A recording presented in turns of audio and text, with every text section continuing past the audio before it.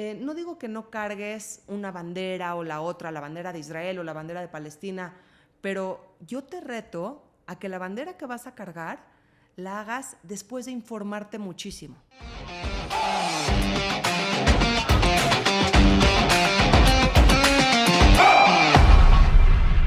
Buenos días, muchas gracias a todos ustedes por estar con nosotros en el siguiente episodio de ¿Qué sigue?, donde hablamos sobre innovación.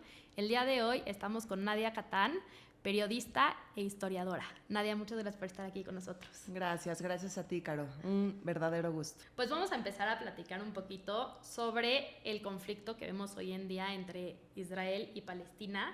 Si quieres, darnos un poquito de antecedentes a qué es este conflicto para los que todavía no están muy bien enterados qué es. Todo depende de hasta cuándo nos queremos ir para atrás en el pasado, porque es muy complejo. A ver, si nos vamos 1000 años antes de Cristo, mira nada más lo que te estoy diciendo, es un lugar que se llamaba el Reino de Israel, en donde gobernó el rey David, que muchos de ustedes han oído hablar de él, que proclamó a Jerusalén como la capital del Reino de Israel.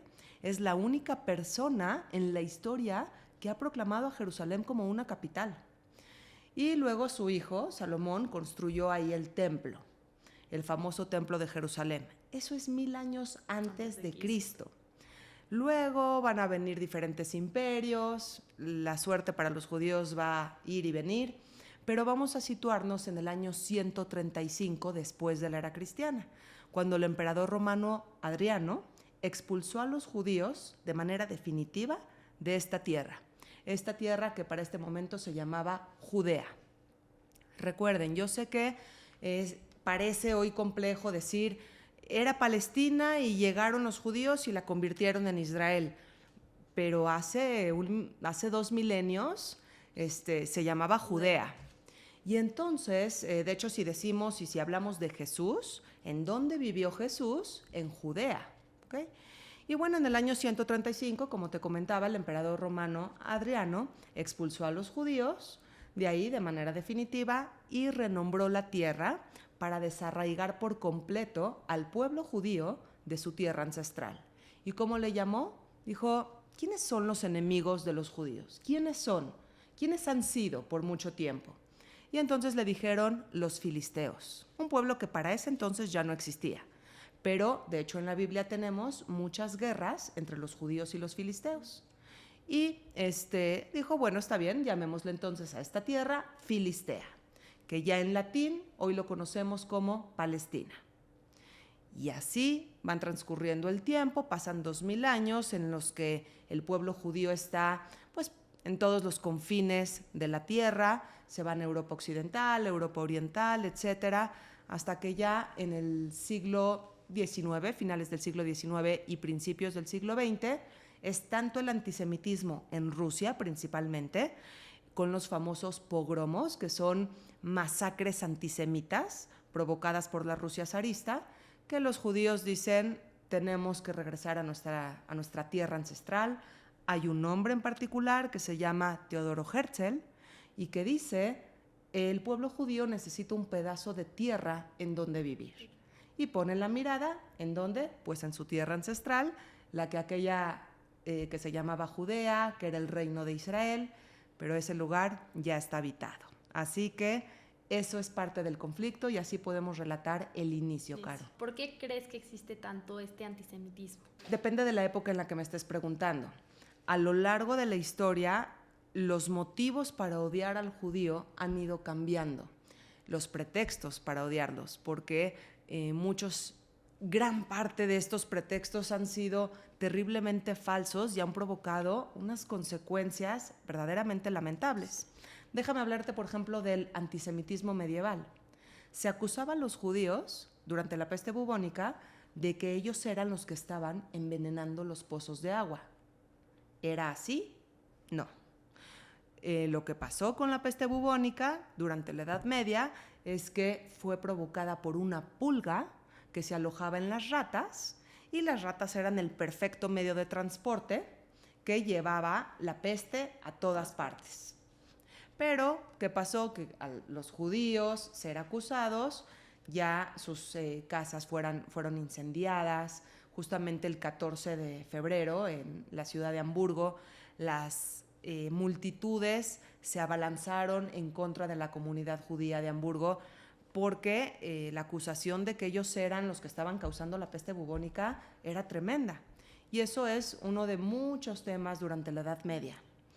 También se les acusó de que tenían, fíjate, esto es un dato muy hasta cómico, ya parece. En algún concilio, una bula papal salió que los judíos tenían que usar un Judenhut, se llamaba, sombrero de judío. Y entonces era un sombrero así en forma de pico, y entonces los judíos lo tuvieron que usar en determinada región, determinado tiempo en la historia. Y luego entonces, por usar esos sombreros, se empezó a decir que los judíos tenían cuernos como el diablo. Entonces, bueno, fueron diferentes pretextos, han ido mutando. Hoy en día, si yo te digo, ¿qué crees, Caro? Los judíos tienen cuernos, pues tú te vas a burlar de mí. Pero, ¿qué sí se puede creer hoy en día? Que los judíos están detrás de los medios de comunicación, que lo dirigen todo, que están detrás de la bolsa, de todo lo que rige al mundo. Entonces, eso ya es más creíble en el siglo XXI y esta es la manera en la que hemos visto que el antisemitismo va mutando según pues, el tiempo, ¿no? Actualmente pues hay un conflicto, ¿no?, muy grande entre Palestina e Israel. ¿Qué le dirías tú a todas las personas que solo guían su perspectiva a base de los medios de redes sociales y así, que pues obviamente no refleja pues el 100% de la realidad de lo que está sucediendo? A ver, estamos en un tiempo de todo lo queremos rápido. Mensajes instantáneos, comida rápida, es impactante como si algo se te antoja, tú pides por alguna aplicación eso que se te antojó y ya lo tienes en la puerta de tu casa poco tiempo después. Con la información tristemente no puede ser igual, porque entonces nos informamos a medias. Los titulares no nos pueden bastar para informarnos, hay que leer la nota completa, hay que basarnos siempre en medios de comunicación. Las redes sociales sí, nos convirtieron a todos en periodistas, porque pues ya todos opinamos y demás, pero no todos somos historiadores, entonces, o no todos somos expertos analíticos del Medio Oriente. Y a veces los conflictos en el Medio Oriente tienen muchos factores que analizar. No digo que no cargues una bandera o la otra, la bandera de Israel o la bandera de Palestina, pero yo te reto a que la bandera que vas a cargar la hagas después de informarte muchísimo. Y tú vas a darte cuenta que ya después de que te informaste, no es tan sencillo sacar conclusiones. Porque la historia, en particular el conflicto palestino-israelí, tiene factores históricos, pero también políticos, pero también religiosos. No todo es blanco y negro. Y cuando se pone todo sobre la mesa, que es lo que hago mucho en los cursos, yo con los alumnos les digo, si tú tienes una bandera, ya sea la de Israel o la de Palestina, guárdala, porque aquí venimos a aprender la historia. No te voy a decir mi opinión, y tampoco vamos a abrir espacio a las opiniones personales, porque no es lo importante. Eso discútanlo ustedes, les digo, después de la clase, con sus familiares, amigos, etc. Aquí solamente vamos a aprender hechos históricos. Y tú vas desde finales del siglo XIX y principios del siglo XX, entendiendo todo poquito a poco, y a ratos entiendes una versión y luego a ratos pero también entiendes esta otra versión y vas formándote un criterio hasta que al final del curso de verdad puedes hacer una decisión o no, o simplemente decir, wow, qué complicado, en verdad todavía no termino de sacar mis conclusiones, tengo que estudiar más, así que es todo un reto. ¿Qué sería algo que te gustaría platicar que notas que es algo que se pierde mucho en estas redes sociales? Es terriblemente triste que, a ver, yo sé que para el mundo entero las cosas son números, como si estuviéramos en un partido de fútbol y llevamos un marcador en el que en la Franja de Gaza tenemos miles de muertos y en el Estado de Israel es un número muy inferior. Entonces, esto lleva automáticamente a decir el sentido común, quién es el bueno y quién es el malo, equivocadamente. Te voy a decir por qué. Porque si en el Estado de Israel no tenemos tantos muertos, es por los misiles, por la cúpula de hierro que protege a la población israelí. Esa cúpula de hierro, ¿por qué existe? Pues tristemente porque hubo la necesidad de crearla. Entonces, las alarmas suenan constantemente en el Estado de Israel, en el norte por Hezbollah, en el sur por la Franja de Gaza. Quien tiene familiares o amigos puede saber que es constante de que yo hablo, por ejemplo, con familiares, me tengo que ir, perdón, está sonando la alarma y me cuelgan, porque hay que correr al refugio. Y ya, después de media hora o una hora me vuelven a llamar, ya todo bien y a seguir con la vida. Bueno, entonces no tenemos esa cantidad de muertos. Sí, porque están protegidos. Porque la sociedad israelí está protegida. ¿Por qué está protegida la sociedad israelí? Porque en el Estado de Israel se ama la vida. ¿Cómo se demuestra eso? Creando cúpula de hierro. Hay comerciales que te dicen qué hacer cuando la alarma suena. Si tus niños chiquitos están en el kinder, se les avisa, se les informa qué es lo que tienen que hacer siempre que escuchen una sirena. Y existe toda esta cultura. Ojalá jamás la organización terrorista cuidara así a su gente en la Franja de Gaza. Sí. Entonces tendríamos otra historia. Definitivamente. Y bueno, otra de las cosas que se ve mucho en estas redes sociales son muchas protestas pro-Palestina. La gente que grita Palestina libre, hay que informarles algo. Palestina libre ya sucedió. Entonces la gente que está con las banderas gritando con todo el furor, es para tocarles el hombro aquí y decirles, eso ya sucedió, ¿tú lo sabías?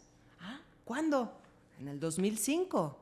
En el 2005, el primer ministro de Israel, Ariel Sharon, se salió completamente de la Franja de Gaza, un pedazo de tierra que había obtenido en la guerra de 1967, se salió para que, en un acto de buena voluntad, se retiró de ahí, de la Franja de Gaza, a todos los que vivían ahí, que eran judíos, se retiró de ahí a todo militar israelí. Es más, siempre lo digo, se retiraron de ahí incluso a los difuntos, a la gente enterrada, se le exhumó y se llevaron los cuerpos al Estado de Israel. Ese fue el nivel de retirada, absoluto, completo. ¿Qué pasó después? Hubo elecciones y resulta que en la Franja de Gaza los gazatíes votaron por Hamás, en una votación que fue avalada internacionalmente. Porque realmente Hamás hacía muchísimo trabajo, dawa, se llama en árabe, de despensas, de ayuda, entonces se ganaron el voto de los gazatíes, sí. Correcto.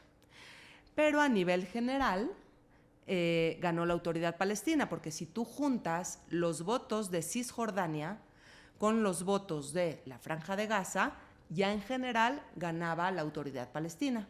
Entonces se acordó un gobierno de unidad, que jamás no respetó y eventualmente hizo un golpe de Estado. Un golpe de Estado que fue terrible, ahí sí a nadie le importó, ni estuvo en los noticieros, y la gente no se peleó en las redes sociales, no sé por qué, pero la gente homosexual, por ejemplo, era aventada de las azoteas de los edificios.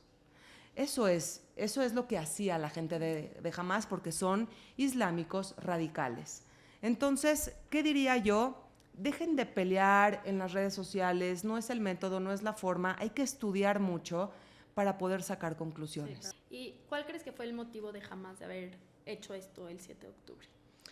Me encanta tu pregunta porque uno puede pensar, ¿por qué Hamás hizo este golpe el 7 de octubre si está por demás saber que Israel es infinitamente superior bélicamente hablando?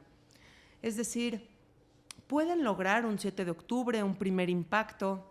Sí, se puede lograr, pero eventualmente estamos hablando ante una potencia militar que es el Estado de Israel y que va a contragolpear y, bueno, el golpe va a ser letal. ¿Por qué entonces Hamás hace esto? No cabe nuestra lógica, ¿no? Pero lo que pasa es que nosotros estamos pensando de manera occidental y no podemos pensar así. Tenemos que meternos en la mente del islamismo radical que hay en Hamás y entender que ellos, desde su perspectiva, vencieron. ¿Por qué vencieron? Porque lograron terminar con la vida de 1,200 israelíes o personas, porque no todos eran israelíes. Vencieron porque pudieron llevarse a gente secuestrada a la Franja de Gaza. Oye, pero persona de Hamás, terrorista de Hamás, no protegiste a tu población. Tienes ahora una Franja de Gaza completamente destruida. Eso no importa. Ellos lograron asesinar a 1,200 personas que estaban en Israel. Esa es su victoria.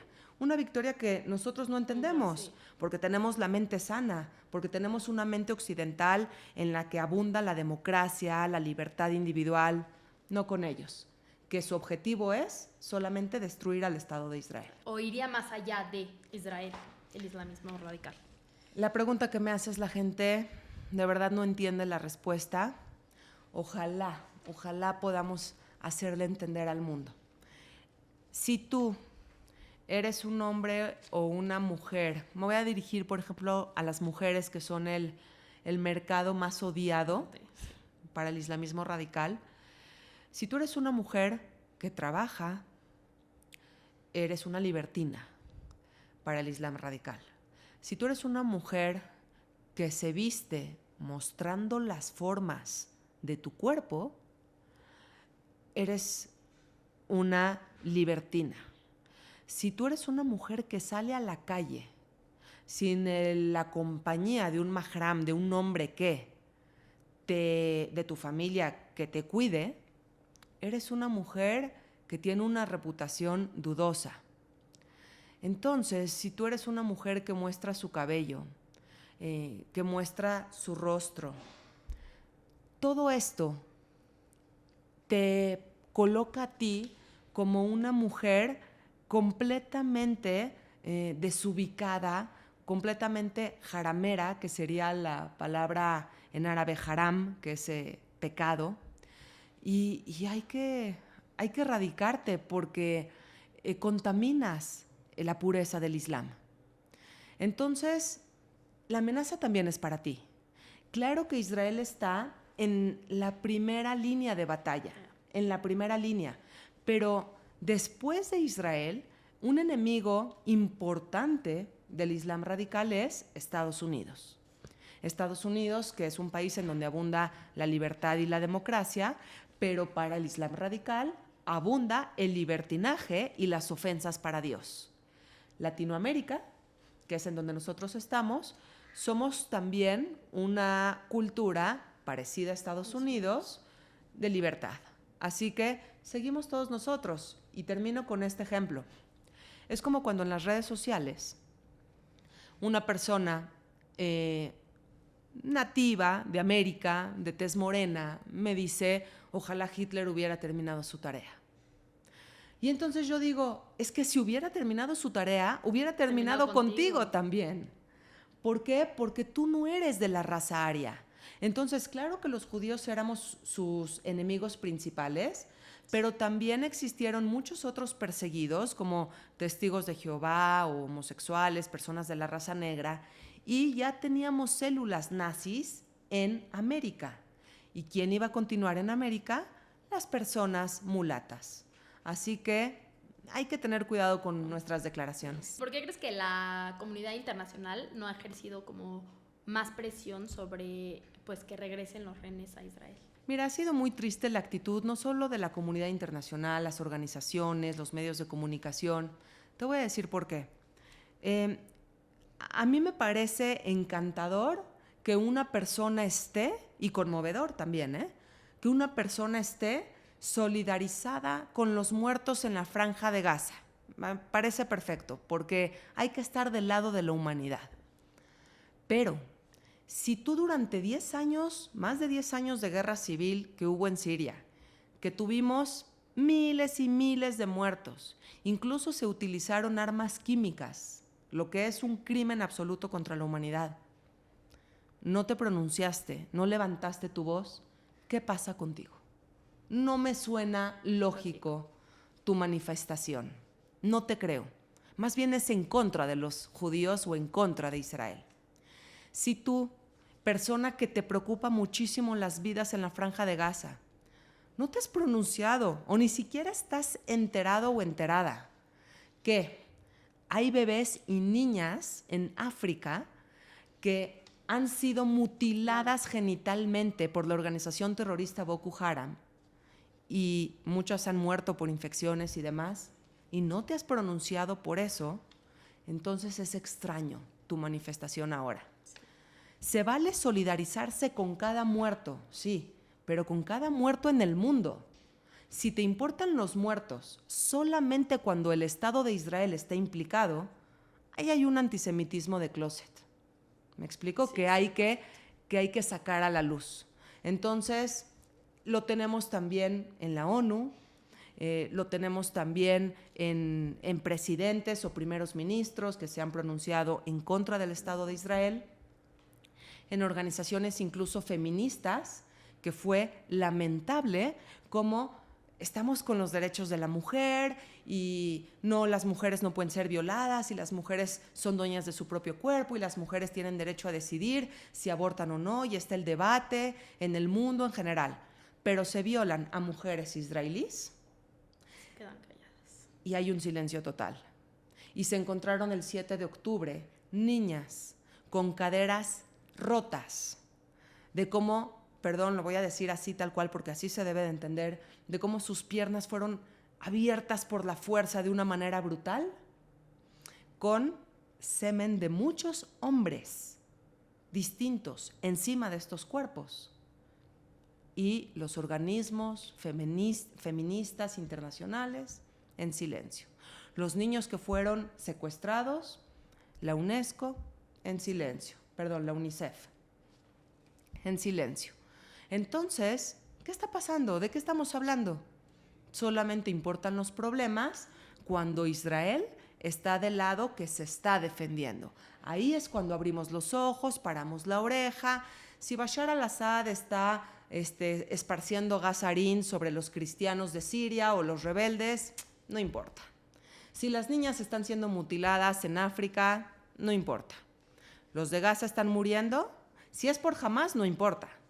Porque cuando los niños morían, al construir estos túneles, porque se utilizaron muchos niños por sus cuerpos pequeñitos, bueno, pues ahí no importa, porque los asesinos son los mismos de Hamás, son palestinos contra palestinos.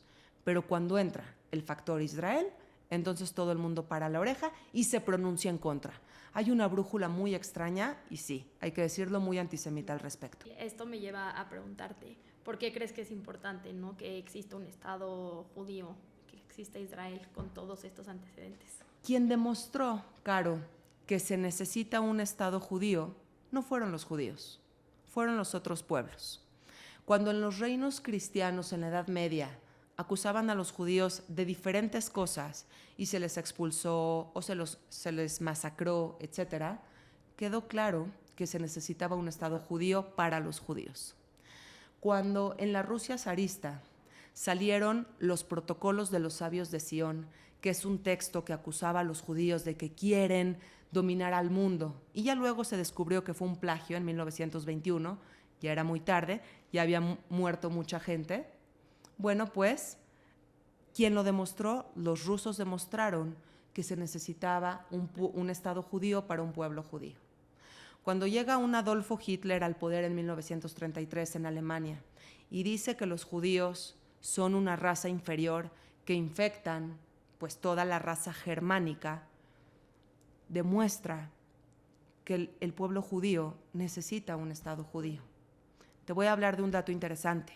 La conferencia de Vián en 1938.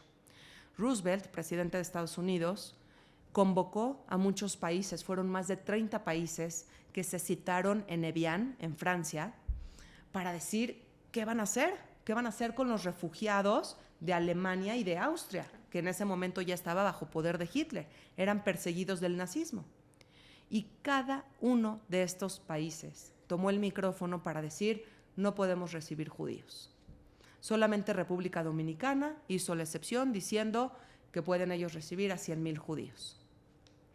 ¿Qué quedó demostrado en esa conferencia?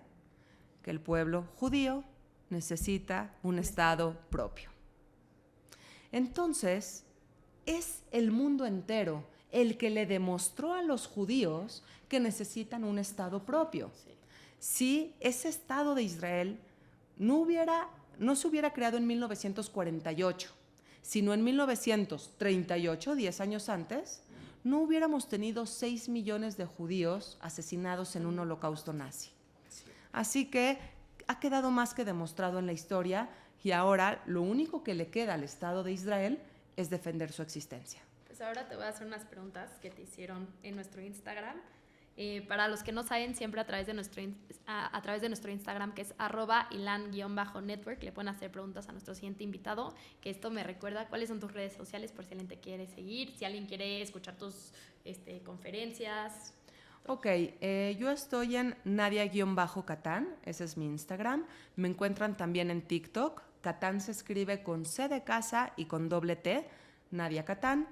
Me encuentran en YouTube también, pero lo que yo les sugiero es que entren a mi página web, que es nadiacatán.com, porque ahí van a ver los 3 cursos que se imparten, Caro. Se imparte un curso sobre la historia del pueblo judío y el antisemitismo. En este curso abarcamos 2000 años de historia, desde el origen del pueblo judío hasta el siglo XX. Más bien son 4000 años de historia. ¿Okay? El segundo curso habla sobre el holocausto nazi y la Segunda Guerra Mundial. ¿Cómo subió Hitler al poder? ¿Cómo fue que la población entera terminó colaborando con esto? ¿Qué son los guetos? ¿Qué son los campos de concentración? ¿En qué se diferencian de los campos de exterminio? Todo eso lo vemos en el curso número 2. Y en el curso número 3, lleva el título de Israel-Palestina, ¿cuál es la raíz del conflicto? Y sí, nos lleva un año entender, las clases son solamente una vez a la semana, por Zoom, de modo que lo pueden tomar desde la comodidad de sus casas, en la noche, ya que todo terminó, ya que el día terminó, entender cómo inició este conflicto, cómo se fue tejiendo y sobre todo, por qué ha empeorado a lo largo de las décadas. Caro, ni siquiera presidentes de Estados Unidos han logrado terminar con este conflicto. Cómo se tejió, cómo ha empeorado y cómo está actualmente el conflicto hoy. Entonces, esos son los 3 cursos que se imparten y yo a toda tu audiencia le puedo dar una clase muestra. Así que si quieren entrar a nadiacatán.com, en la parte de arriba hay un botoncito que dice enviar WhatsApp. Y si ustedes dan clic ahí, ya están en contacto conmigo, me pueden pedir su clase muestra, yo con mucho gusto se las mando. Y eso es lo que más recomendaría, que se dediquen a aprender, que realmente dejen Facebook, Instagram, TikTok a un lado y hablemos de la historia. Solamente así nos podemos ubicar un poquito. ¿Tú crees que hubo un momento en el que realmente se pudo haber evitado este conflicto? No sé si evitado, pero hay momentos en los que ha empeorado este conflicto. ¿En qué momento pudo haberse evitado? 100% me voy a 1948. Un año antes, 1947, la ONU decide, por votación, 33 votos a favor y 3 en contra, 10 abstenciones, que el territorio de Palestina va a ser dividido en 2. Un pedazo de tierra va a ser para el pueblo judío y el otro territorio va a ser para el pueblo árabe. Entonces se van a crear 2 estados, uno árabe y uno judío. Una decisión salomónica, porque antes la tierra no era de árabes y no era de judíos, era una colonia británica. Entonces se está dividiendo en 2. ¿Qué hace el pueblo judío? En cuanto se van los británicos de la región, el 14 de mayo de 1948, David Ben Gurión declara la independencia del Estado de Israel. Si hubiéramos tenido un líder árabe que realmente quiera a su pueblo y que vea por un futuro y no por la destrucción del otro, entonces hubiéramos tenido felizmente la creación de un Estado palestino, árabe-palestino. Y hubiéramos tenido 2 países gemelos. Quiere decir que nacen al mismo tiempo y por lo tanto nacen con los mismos derechos, con las mismas posibilidades. Entonces esto implica que cada quien tenga su presidente o primer ministro, su constitución, sus fronteras controladas por ellos mismos, puertos y aeropuertos, economía, etc. No sucedió. Lo que hicieron los árabes palestinos fue lanzarse en contra de una guerra contra los judíos y a partir de ahí todo es historia. Esa fue una gran oportunidad que se perdió. Algunos expertos dicen que este es un conflicto sin solución. ¿Crees que hay realmente una salida a largo plazo? No va a haber una salida a largo plazo mientras tengamos al Islam radical del otro lado. ¿Por qué? No porque yo quiera ser negativa, sino porque el Islam radical, para ellos, la existencia del Estado de Israel es pecado. Voy a ponerte un ejemplo. Vamos a mencionar un pecado en el judaísmo, por ejemplo, comer cerdo, ¿ok? Si yo voy con un rabino y le digo, rabino, ¿puedo comer cerdo, pero fileteado? Me va a decir, no. Y le voy a decir, bueno, rabino, está bien, pero si como cerdo con verduras, me va a decir, no.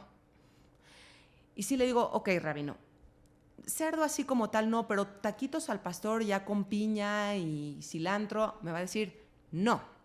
¿Ok? Bueno, con el Islam radical es lo mismo. El Estado de Israel, bueno, pero si cedemos territorio, no. Ok, si aceptamos mutuamente la existencia de un Estado palestino, pero que también existe el Estado de Israel, van a decir no. ¿Y por qué este constante no? ¿Porque son muy necios? No por eso, porque es pecado para ellos. Porque hay algo que se llama dar al Islam. Y dar al Islam es toda la tierra sobre el globo terráqueo que alguna vez fue gobernada por musulmanes. Y si fue alguna vez gobernada por musulmanes, como es el caso de Palestina, entonces es un pecado que hoy en día no sea gobernado por musulmanes. Entonces, como es un pecado para el Islam radical, entonces la respuesta siempre va a ser no. Es un tema religioso. No hay mucho que mover en un tema religioso. Por eso tenemos que desarraigar por completo el Islam radical con esta idea de que la existencia del Estado de Israel es un pecado, para quizá tener un líder más laico enfrente y entonces poder negociar de un Estado palestino. Pero mientras haya un Islam radical que piensa que la existencia del Estado de Israel es pecado, no hay un futuro. ¿Cuál es la mayor lección que el mundo debería aprender de la historia de Israel? La resiliencia. El haber salido de un exterminio en donde a los judíos se les condujo a las cámaras de gas o a las fosas comunes en Europa Oriental, en lo que fue conocido como el Holocausto de Balas. De ahí resurgir, quitarse la etiqueta de soy refugiado. No queremos ser refugiados, queremos salir adelante y luchar por un mañana y por un destino y ser los arquitectos de nuestro propio destino. Y el Estado de Israel se convierte en pocas décadas en un país primermundista, democrático, que esa palabra a mí me llena de orgullo. Sí. Porque te voy a contar algo, Caro. No somos un pueblo de ángeles, ¿de acuerdo? Tenemos capítulos difíciles de contar, personajes criticables. Pero a mí me llena de orgullo contarte que una vez Isaac Rabin, primer ministro de Israel, tuvo que renunciar en la década de los 70 a su cargo por tener una cuenta en Estados Unidos, no él, su esposa. Y la cuenta tenía menos de $1,000, pero es ilegal y tuvo que renunciar por eso. ¿Y eso me habla de qué? De un país de ley. A mí me llena de orgullo contarte que hubo un presidente que acosó sexualmente a su secretaria. Hubo un presidente en Israel. Y tú me vas a decir, Nadia, ¿por qué te da orgullo? El acoso sexual es algo terrible. Me da orgullo porque ese presidente acabó en la cárcel. y se llama Moshe Katsav. ¿Y de qué te estoy hablando? De que nadie es intocable. No podemos decir lo mismo en países latinoamericanos, ¿de acuerdo? Tenemos presidentes que se han ido con los bolsillos llenos de diferentes países de Latinoamérica y que no pisan la prisión. El Estado de Israel es diferente. Ahí nadie es intocable. Si Netanyahu tiene cuentas que pagar o no, ya se verá. Y créeme que habrá una investigación profunda. Pero, porque a quien primero le tiene que rendir cuentas Benjamín Netanyahu no es al mundo y no es a la ONU, es a su propio pueblo. Entonces, sí admiro del Estado de Israel la resiliencia que tuvo para crear este país que es hoy el Estado de Israel después de un holocausto. Fue un renacimiento desde las cenizas. Y lo que más admiro del Estado de Israel es esta democracia en donde los gobiernos caen de manera constante. ¿Y por qué caen? Porque no se ponen de acuerdo. ¿Y por qué no se ponen de acuerdo? Porque hay democracia.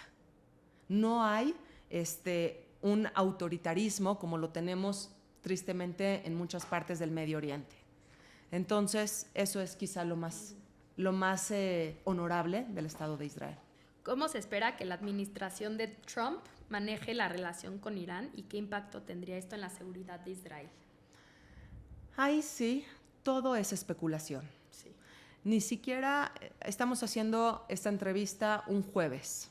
Yo te aseguro que para el viernes esta respuesta mía ya caducó. Ya caducó porque las cosas están cambiando de manera muy rápida. Donald Trump tiene sus claroscuros. Es una persona odiada por muchos. Sí, ha tenido declaraciones lamentables desde su presidencia pasada. Ha tenido iniciativas que preocupan mucho.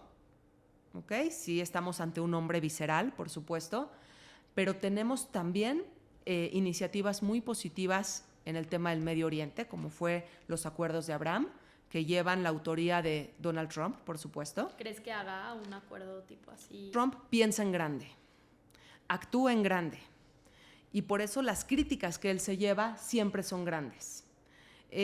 Sus iniciativas tienen buenas intenciones, en la mayor parte de los casos, no siempre, y en el Medio Oriente pueden marcar la diferencia. Pero también pueden marcar la diferencia para mal. ¿Por qué? Porque él habló, por ejemplo, de encargarse de la Franja de Gaza. Esto es muy relativo y hay que revisar las letras pequeñas de todo esto. Pero, ¿Irán se va a quedar con los brazos cruzados ante esto? No, claro que no. Ahí tenemos una disyuntiva. Puede que sí, puede que no. Porque Irán quizá no quiera meterse con Estados Unidos. Entonces, entre el sí y el no, tenemos dos caminos muy diferentes. Por eso aquí, historiadores, analistas internacionales, expertos, periodistas, todos saben lo mismo y nadie sabe nada al mismo tiempo. Todo lo que digan puede ser especulación. Sí.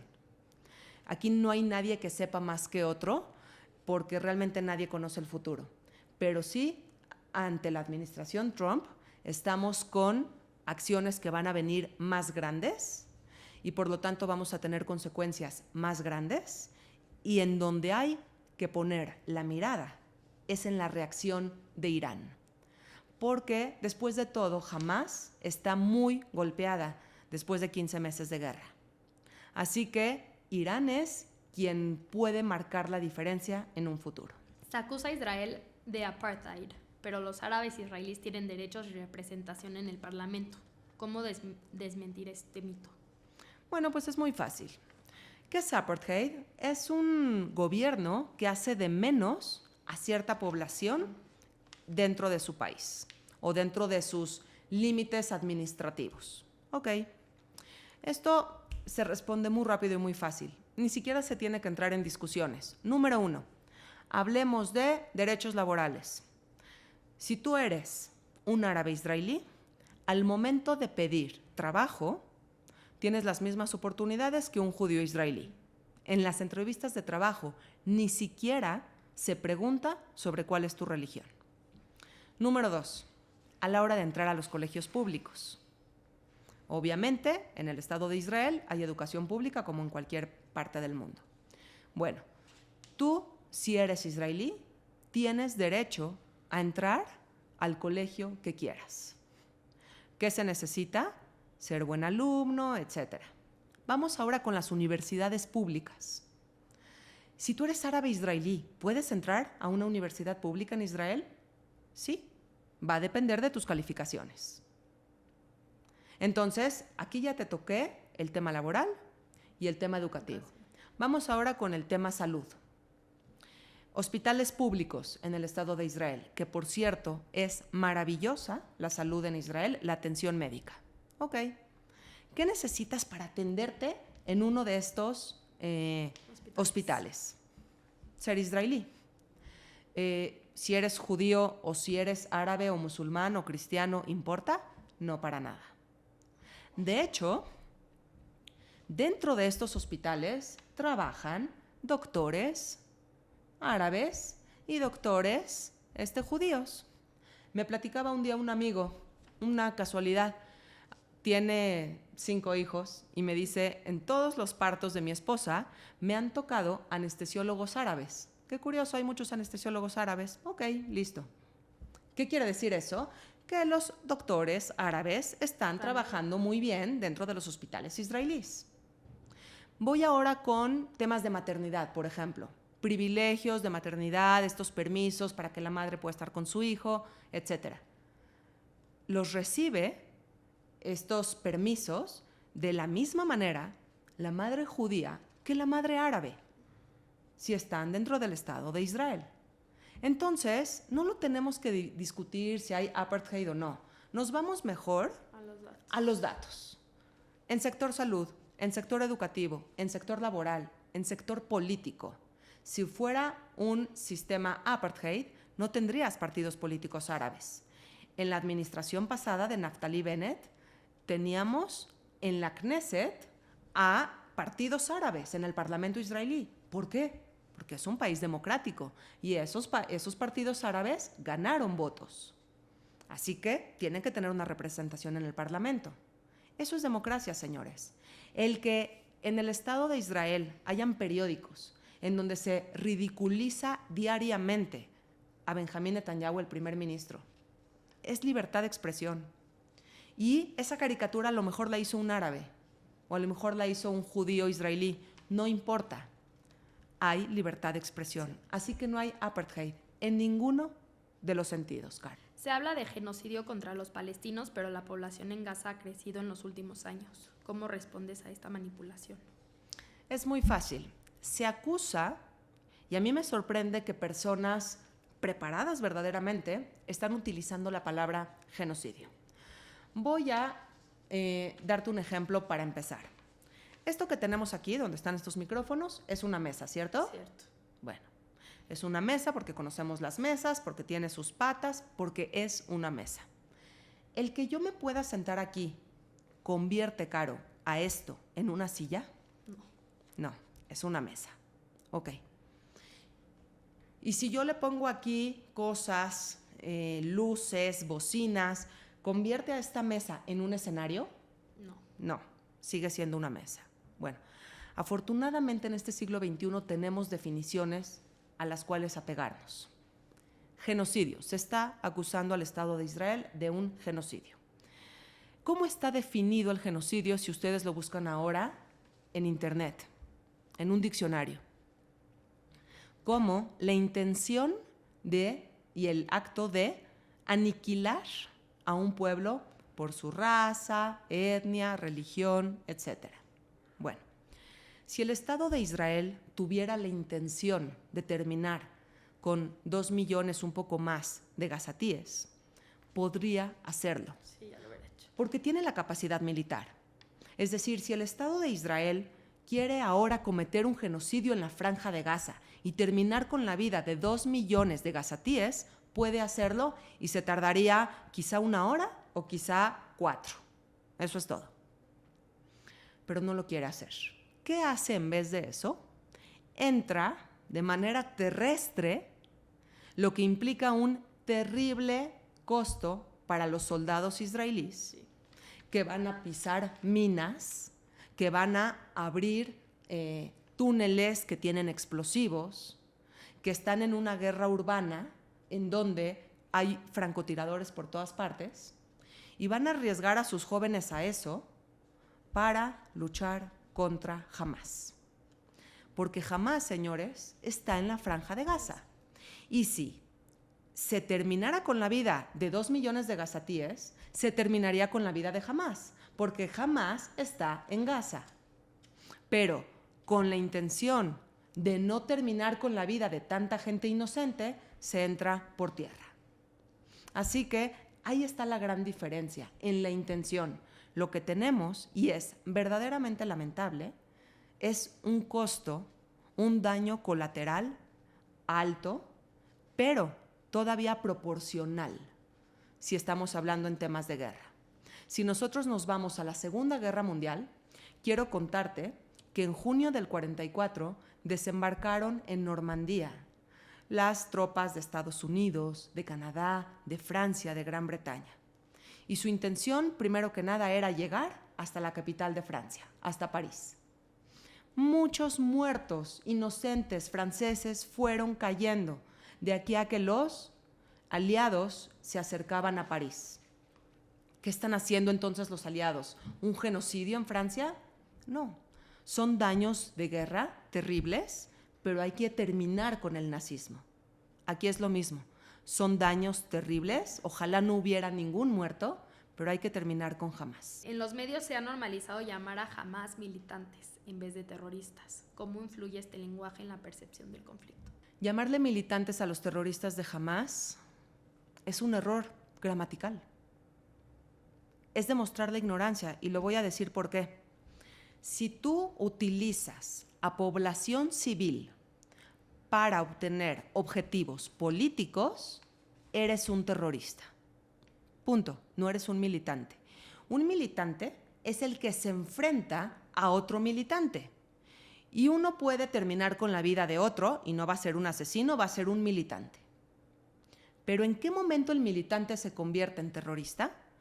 Cuando agarra la vida de un civil, la convierte en rehén para obtener ganancias de cualquier tipo. Ahí eres un terrorista. Entonces, a la gente que le llama a los terroristas de Hamás militantes, tienen que abrir un diccionario, tienen que conocer esta diferencia y entenderla para referirse de manera adecuada. Volvemos a lo mismo, errores de definiciones. ¿Hasta qué punto el antisemitismo está disfrazado de activismo?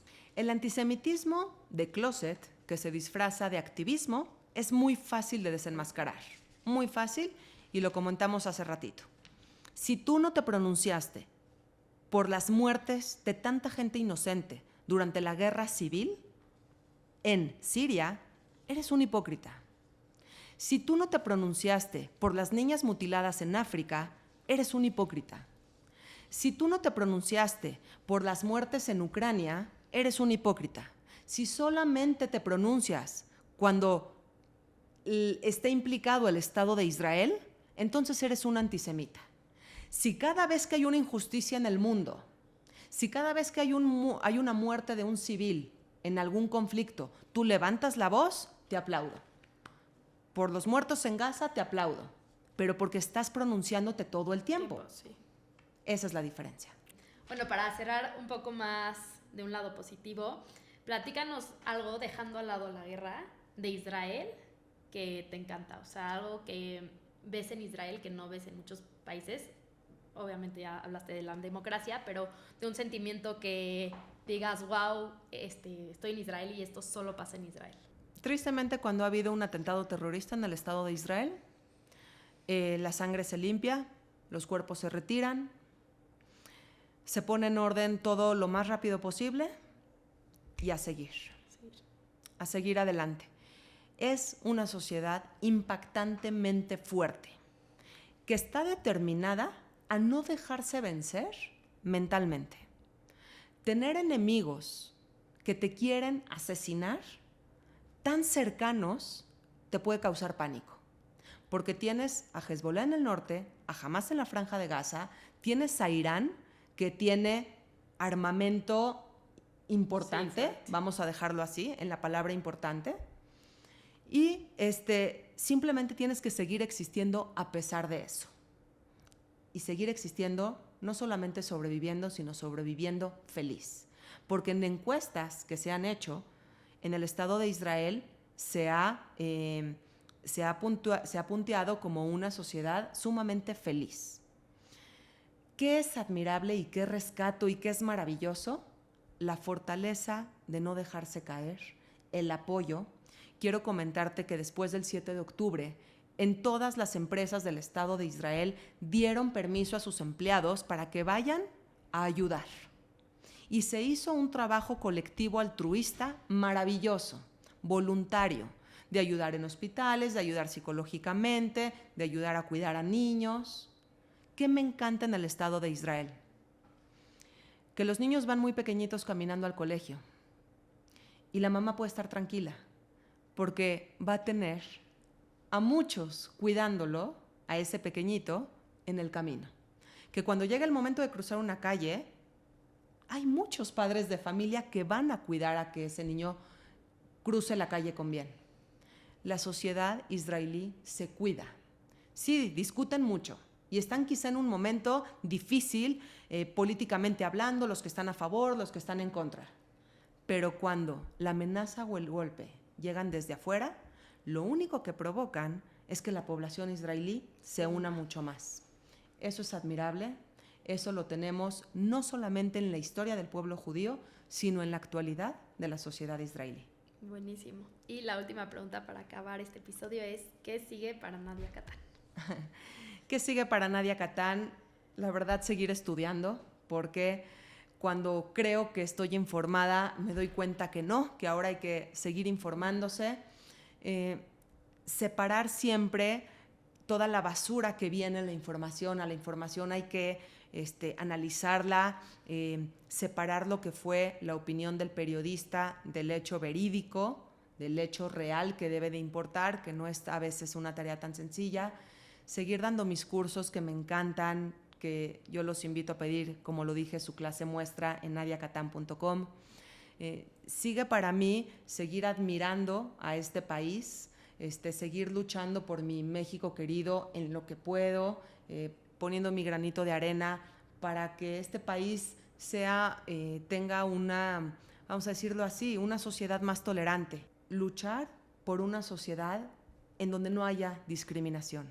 Tristemente en México hay discriminación a la tercera edad, a las personas discapacitadas, a las personas de piel morena. Cuando estos 3 tipos de personas piden trabajo, se les dan largas para decirles que no. ¿Okay? Hay discriminación en nuestro país.